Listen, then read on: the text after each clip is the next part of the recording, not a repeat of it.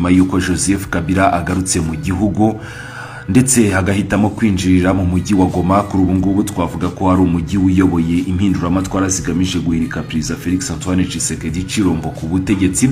Ibi rero nk'uko tugiye gukomeza tubigarukaho bishobora kuba bigiye kwihutisha cyane izi mpinduramatwara, ndetse rero byateye ubwoba cyane Tshisekedi Chilombo yabaye nk'uguye mu kantu cyangwa se nk'utarubyiteze, kuko nk'ubwo ngubwo wenda turaza kubigarukaho mu nkuru yindi iza kubitandukanye niyo turi kukugezaho muri aka kanya. Ni Tshisekedi Chilombo wanayoboye inama y'abaminisitiri noneho nk'ibisanzwe buri wa gatanu aherereye i Lubumbashi, dore ko benshi mu bagize iyo nama y'abaminisitiri n'ubundi bari bajyanye aho ngaho muri Katanga.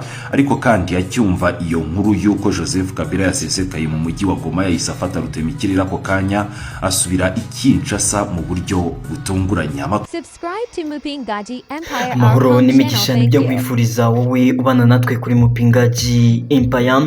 Mu gihe ibintu bigumye kuzamba muri Kongo nyuma y'uko Perezida Chilombo Felix Tshisekedi rero ibintu bigumye kumukomerana, ndetse akaba ari ku gitutu cy'uko agiye guterwa coup d'etat nyuma y'uko wahoze ari Perezida wa Kongo Joseph Kabila ageze i Goma. Uwitwa Rurankunda nawe ubu ngubu amaze kuhasesekara, bakaba bihuje na AFC M23. Ariko rero amakuru ari kuza ari kutubwira y'uko uyu nguyu wahoze ari Perezida wa Kongo Joseph Kabila we ashobora kuba aje kuyobora inzibacyuho ya Kongo cyangwa se igihugu cya Kongo nyine, kuko bashaka gukuraho Perezida Chilombo Felix Tshisekedi maze bakaba bashyizeho ngo kugira ngo bitorere undi perezida wabo. Ariko rero munyemerere aka kanya amakuru tuyahere mu gihugu cy'abaturanyi hano haruguru mu Burundi, aho inkuru itugezeho witwa Manirakiza Jeremy. Uyu nguyu rero akaba yahoze akuriye anayobora ishyirahamwe ry'umupira w'amaguru, umunyamabanga mukuru w'ishyirahamwe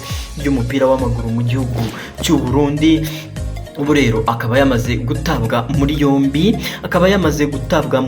aho yatawe muri yombi asanzwe iwe mu rugo. Rero atawe muri yombi ngo azira ubutumwa yanyujije ku rukuta rwe rwa WhatsApp status, aho yagize ati nge mbona M23 ifite impamvu nyinshi zo kuba iri kurwana muri Kongo, ndetse bafite n'uburenganzira bwo kuba bari kurwana muri Kongo. Ibi rero bikaba byafashwe nk'icyaha gikomeye, maze bituma bamukurikirana bamusanga iwe, maze ubasanga kandi ari kumva indirimbo zo mu Rwanda ndetse n'urubuga rw'imikino byo mu Rwanda.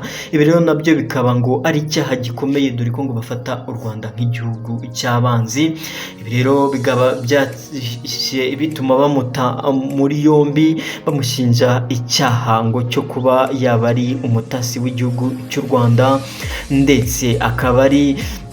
ndetse bakaba bamushinjije kandi ko ngo yaba ari umwanzi w'igihugu cy'u Burundi. Ubu dukoze inkuru rero akaba amaze gutabwa muri yombi, akaba atawe muri yombi kandi akekwaho ibyo byaha byo kuba ayumva indirimbo z'inyarwanda n'urubuga rw'imikino rwo mu Rwanda, ndetse akaba atawe muri yombi azize ubutumwa yanyujije ku rukuta rwe rwa WhatsApp status, aho yanditse agira ati nge mbona M23 ifite impamvu nyinshi zatuma irwana mu gihugu cya Kongo, dore ko we abafata nk'abantu ngo bari kurwanira uburenganzira bwabo. Ibyo rero bikaba byatumye bamuta muri yombi. Ubu dukoze iyi nkuru akaba yamaze gufungwa tayari, akaba afunzwe mu masaha make, kandi hagize indi nkuru ivugwa.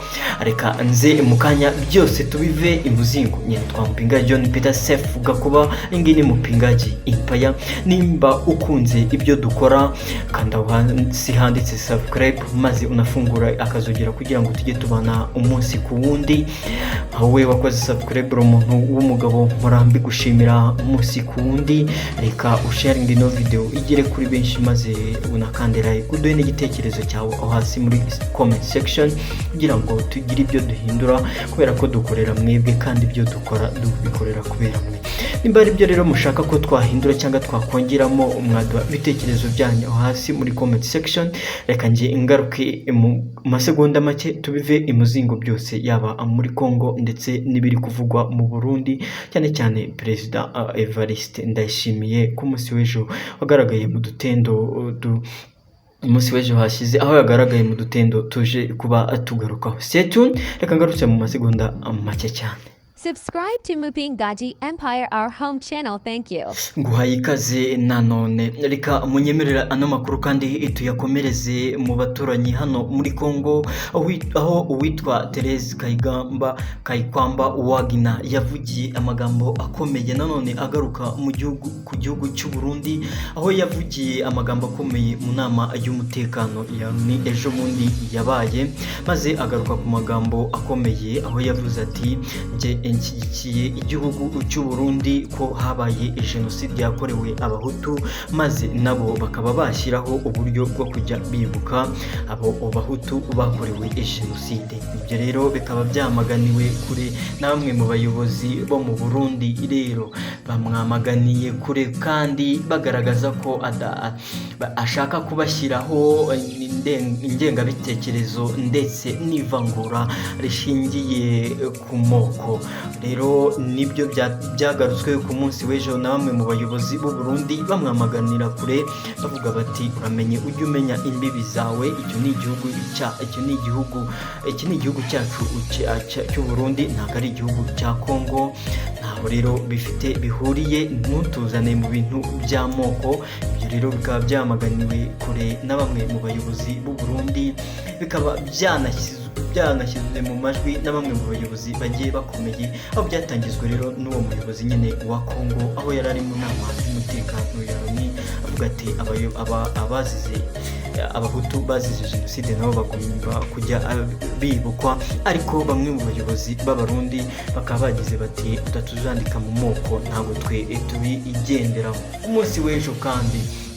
Umunsi w'ejo hari ku itariki 18 Mata umwaka w'ibihumbi 2025, abagatulika bizihije uwa gatanu mutagatifu bazirikana ububabare bwa Yezu Kristu umucunguzi wabo. Imihango yakozwe kandi ku isi hose batanga ndetse n'ikiruhuko. Ku munsi w'ejo rero Sebarundi Perezida Evariste Ndayishimiye cyangwa se Neva yagaragaye yikoreye umusaraba ngo mu rwego rwo kwifatanya n'abakristu bagatulika mu kwibuka no kuzirikana ububabare bwa Yezu Kristu yaciyemo, ndetse akaba Perezida Evariste Ndayishimiye yaragaragaye yikoreye umusaraba aca mu baturage ngo ari kwizihiza cyangwa se ari kwibuka ngo ububabare Yezu Kristu wabo yaciyemo. Umuhango wabaye ku munsi w'ejo rero, aho Perezida Ndayishimiye Evariste yari yaherekejwe n'umudamu we ndetse n'abana n'umuryango we muri rusange, bose bakaba baritabiriye icyo gikorwa cyo kwibuka cyangwa se cyo kwizihiza uwa gatanu mutagatifu w'icyo gikorwa cyabaye. Muri Kongo rero ni byinshi bigumye kuhavugwa bitewe n'ubwoba Perezida Tshisekedi afite, kuko ubu ngubu Rurankunda yamaze kugera i Goma, witwa wahoze ari perezida wa Kongo Joseph Kabila nawe yamaze kuhasesekara. Reka nge ngaruke mu masegonda make byose tubive imuzingo, ntujye kure.